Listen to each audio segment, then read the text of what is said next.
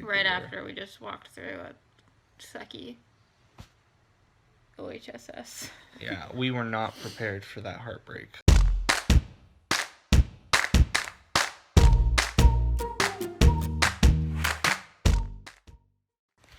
Hey everybody, welcome back to Meet the Wheelers. I'm Mason. I'm Sarah.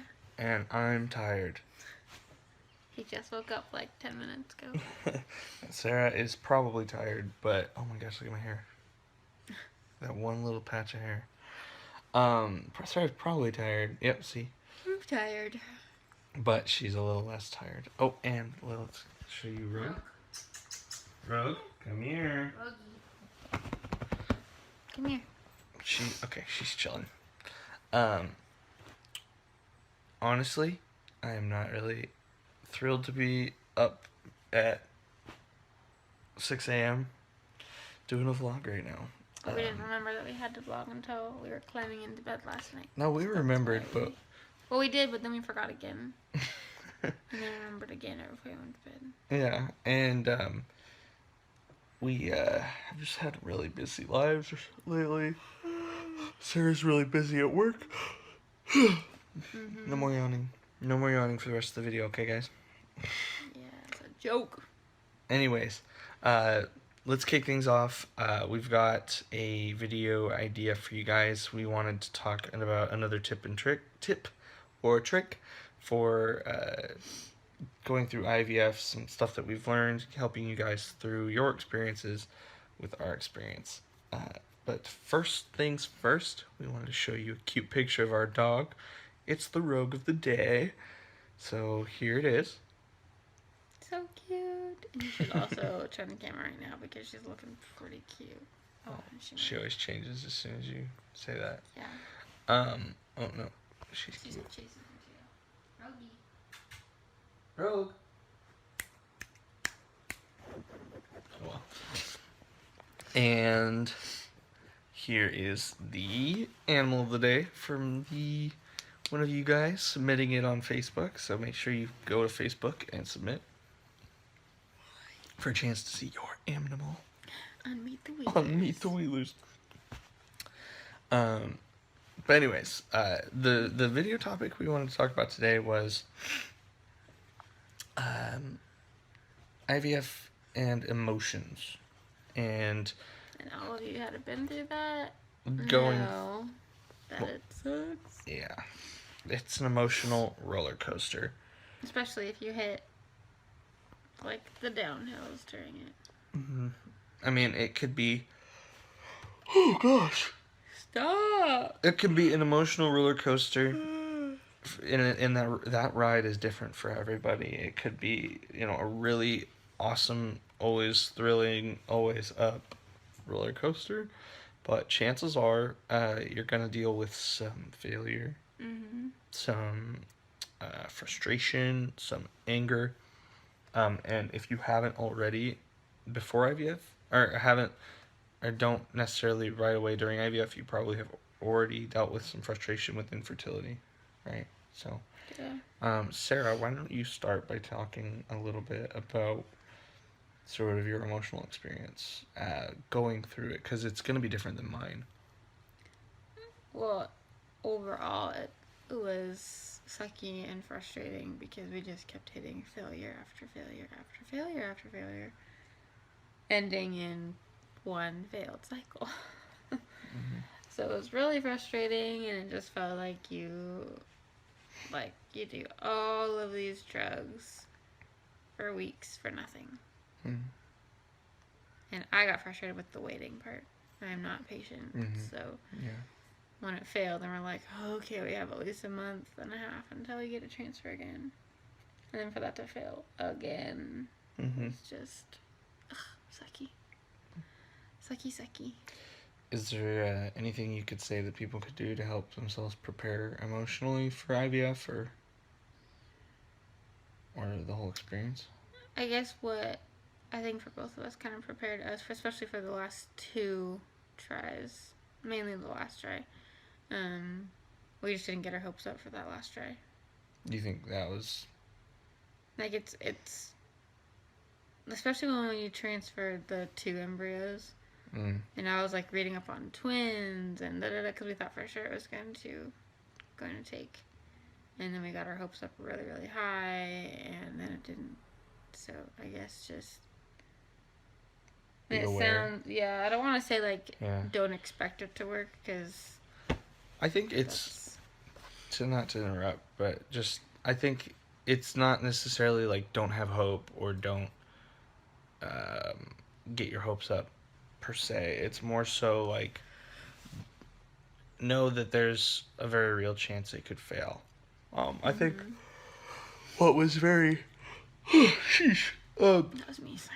What was very unique about not very unique, but what was uniquely our experience was that we went into this very quickly, very excitedly, and then we went to we did our first transfer, Rogue, and it worked the first time right away, and so like to us the bar was set expectation wise as like, oh okay, well if we do IVF we're gonna get pregnant because that's That's what happens.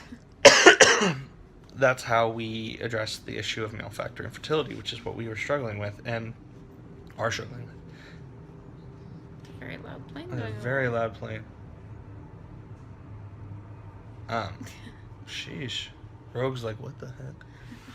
That's very weird for our house. Anyways, our expectation was that if we do IVF, we get pregnant. And then when it failed, we knew that that was a possibility and that might not be anything to do with the transfer, with us. And when that happened, stop yawning. You started that one. When we did the second one, it was a chemical pregnancy, so we thought, okay, well, it's the same thing, and, well, now it's kind of degrading, and we kind of got, like, our hopes up really high, because we thought, well, we just get pregnant every time, and now that's not the case. So I think recognizing failures, a potential... And not getting your hopes up really high. Yeah, I mean, be hopeful. Like, we're not saying don't be hopeful, but we're saying just know that there's other outcomes. It's like prepare for the worst, but hope for the best kind of thing. Yeah. So it's not don't hope, it's know that there's potential for failure. And it helped us with our last transfer especially. But we were also knowing that we were going to be getting 90% back was also a relief, so that probably played into it. But I think we were prepared for the last one not to take, just from the previous. Well, we were more aware of the potential outcomes, I think. Yeah. And I think just knowing those things, like it wasn't on our radar that, oh, we might get pregnant and then have a miscarriage and have to do a D&C. Like, that was not on the radar. The plan was to have a baby, and like we weren't prepared for that heartbreak. I don't think. Right after we just walked through a sucky OHSS. Yeah, we were not prepared for that heartbreak. Like, honestly, it was heartbreaking, and yeah. I mean, you can go back and watch some of our videos. We were very open and honest about how that experience affected us emotionally, and we vlogged right after we found out we were miscarrying. So. Yeah, that was the hardest emotionally. But, yeah, if we can help you guys be prepared for anything and to help you get emotionally prepared, please let us know. If you guys have any questions or if you want us to cover a different tip or a trick, some sort of, like, I don't know. If our experiences can help you guys out in any way, please let us know down in the comments. If you found this tip helpful, or this video helpful, give it a thumbs up. Subscribe if you haven't already. We had someone message us yesterday. Sorry, I interrupted. No, it's fine. And I don't think she went into detail, but she just wanted to know if she had our support. Yes. Absolutely. Did you see that? Yeah. So, yes. You know who you are. Yes. We're here for you. We're praying for you. We're praying for all you guys struggling with infertility. It's obviously something very close to our hearts. And I guess to summarize the video,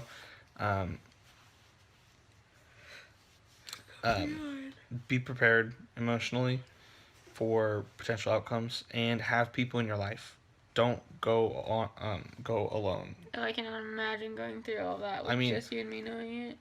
Well, I'm not even just that. Well, I mean, so from the very, very, very core level, don't keep your emotions to yourself. Like, if you're going through this with even just your spouse or your significant other, keep the dialogue going. Talk about how you're feeling.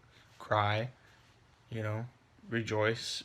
Experience the emotions, because if you just bottle it up, it's gonna eat you alive.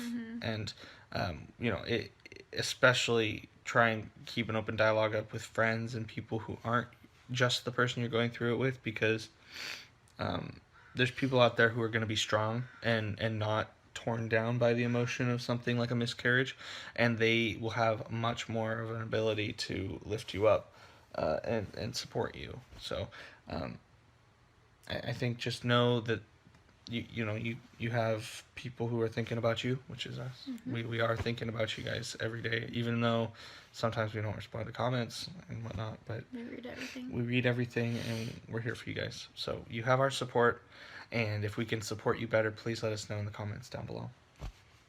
And like the video if you think Mason has a cute face. And Rogie. She's the cutest doggy. She's got the cutest doggy face. Right, Rogue? Cutest doggy face. Alright. Thank you guys so much for watching, and we'll see you guys in the next video. Bye. See ya.